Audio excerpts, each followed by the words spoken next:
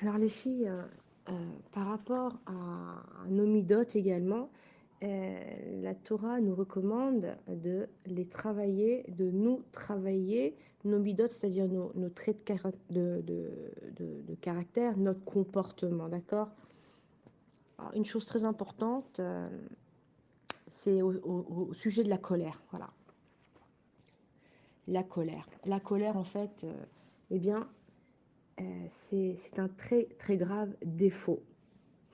Et par conséquent, il faut s'en éloigner à l'extrême opposé et apprendre à ne pas s'emporter. D'accord? Euh, on nous rapporte que la colère, eh bien, c'est un poison très dangereux, eh bien, aussi bien pour le corps que pour l'âme. D'accord?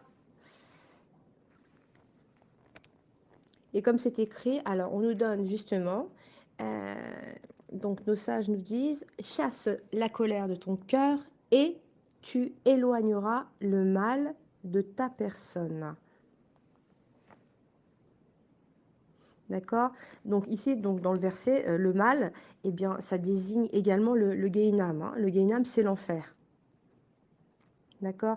Et par conséquent, eh bien, nos sages nous ont affirmé que celui qui se met en colère, eh bien, toutes les formes d'enfer, de Gehinnom, eh bien, vont s'abattre sur lui. Chazé Shalom.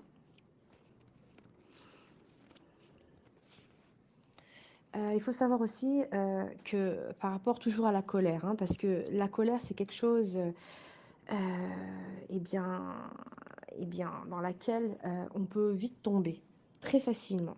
Donc on doit avoir une certaine maîtrise de nous-mêmes et lorsqu'on sait que la colère, quand quelqu'un se met en colère, eh bien, à ce moment-là, eh bien, cette personne, finalement, elle va perdre son âme divine. D'accord?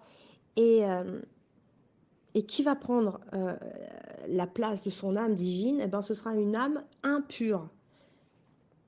D'accord? C'est comme si que, ben, lui-même se transformait, il se transformait en une idole. Voilà.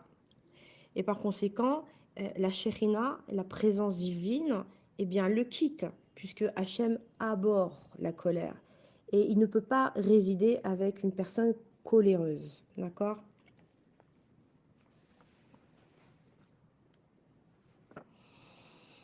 Celui alors,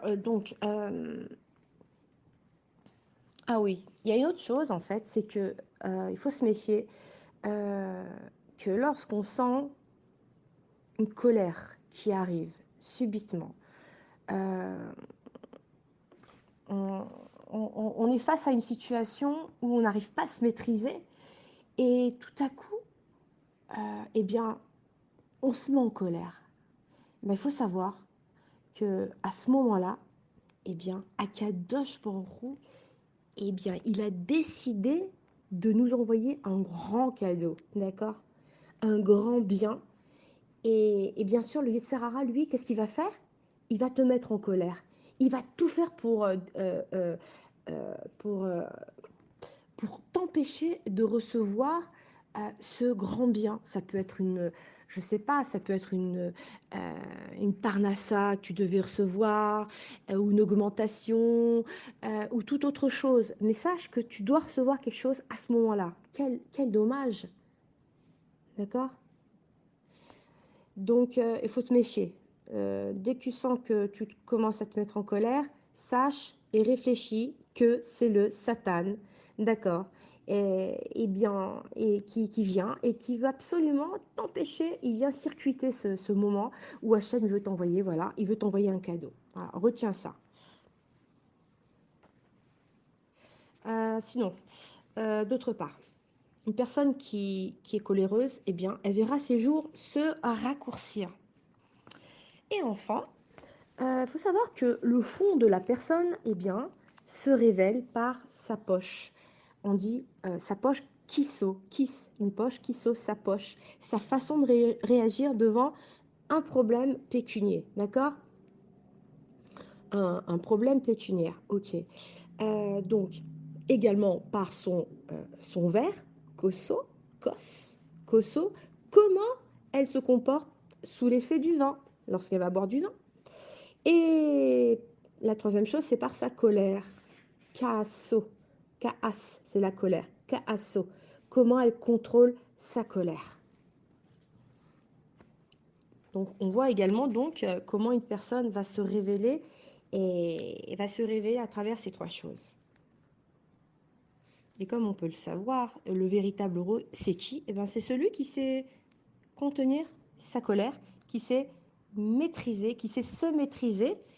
Et la maîtrise est très importante parce que il y a des moments où justement, quand on sait garder le silence, on va éviter aussi une dispute et on aura tout gagné.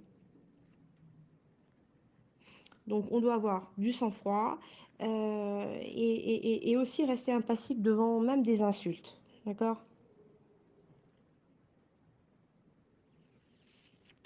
Très bien. Ça, c'était par rapport à la colère. Et il y a aussi donc autre chose par rapport à euh, celui qui donc celui qui sait pardonner donc qui va pas se venger, d'accord? Parce qu'en fait, celui qui se venge d'une autre personne, eh bien, c'est aussi une transgression, un interdit de la Torah, d'accord? Donc, cet esprit-là de vengeance constitue un très grave défaut.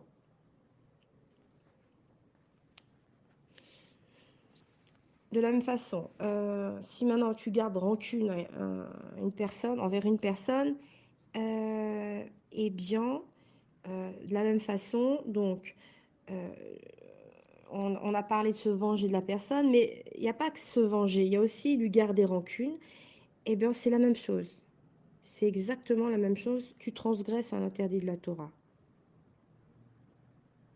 Il y a un exemple justement, un exemple très simple qui peut illustrer donc l'interdiction de se venger, mais aussi de garder et de garder rancune. Alors, c'est si maintenant on refuse de prêter un objet à une personne, parce que celle-ci, précédemment, eh ben, elle t'a refusé un service, le même service, d'accord? Alors là, ça s'appelle que tu agis par esprit de vengeance. Maintenant, il faut savoir aussi que si tu acceptes de lui prêter, mais tu vas, tout en lui faisant remarquer, et bien qu'on ne s'est pas conduit comme elle, eh bien, elle qui avait refusé, bien sûr, eh bien, on prouve qu'on a gardé rancune. Donc, on doit effacer donc de son cœur, de notre cœur, ce souvenir, d'accord, du comportement de l'autre et ne pas garder de ressentiment. Et, parce que tant qu'on on va ressentir l'affront, eh bien, on s'en souviendra et on sera tenté de nous venger, de se venger.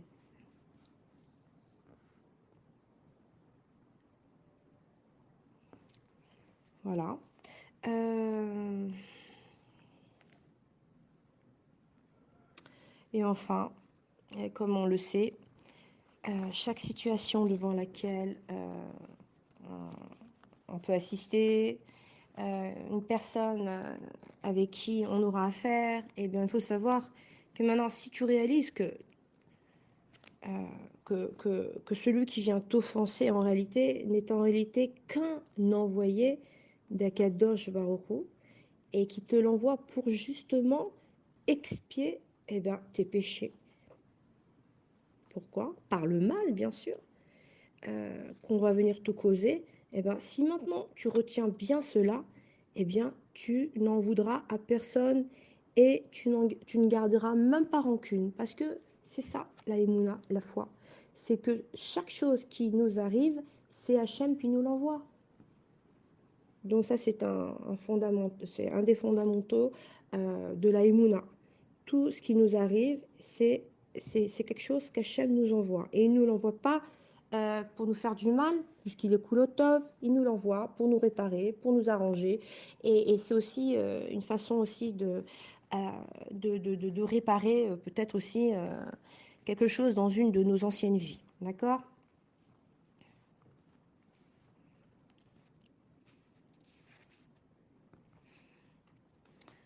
Voilà. Euh, ben, donc on a compris que, eh bien, euh, on ne doit pas garder rancune en aucun cas. On doit aussi oublier le mal qu'on nous a causé. Et que maintenant, si tu t'habitues à contrôler comme ça, ainsi tes sentiments, eh bien, tu aimeras facilement tout le monde, tu vivras heureux toute ta vie et tu jouiras du monde futur, bien sûr, qui est des délices, ben, du paradis. Donc ça vaut la peine. Voilà, ça fait partie de nos midotes à bosser ça et c'est les principales. On a vu donc par rapport à la colère, par rapport aussi à savoir pardonner. Et d'ailleurs, maintenant que j'y pense, euh, quand par exemple il t'arrive à un moment donné, tu as une personne devant toi qui vient t'insulter, ou même pas t'insulter, mais juste te faire honte par rapport à, à un dossier voilà, qu'elle ouvre, hein, et que tu gardes ta langue, alors sache que, eh bien, Hachem, lui, euh, pourra t'envoyer quelque chose qui s'appelle un grand cadeau, parce que c'est lui qui te défendra. Et au moment où tu as su tenir ta langue, eh bien, tu mériteras non seulement de grands cadeaux, mais aussi tu mériteras que tout ce que tu demanderas à Hachem sera exaucé aussi. Voilà. Alors profites-en à ce moment-là pour demander tout ce que tu veux à Hachem.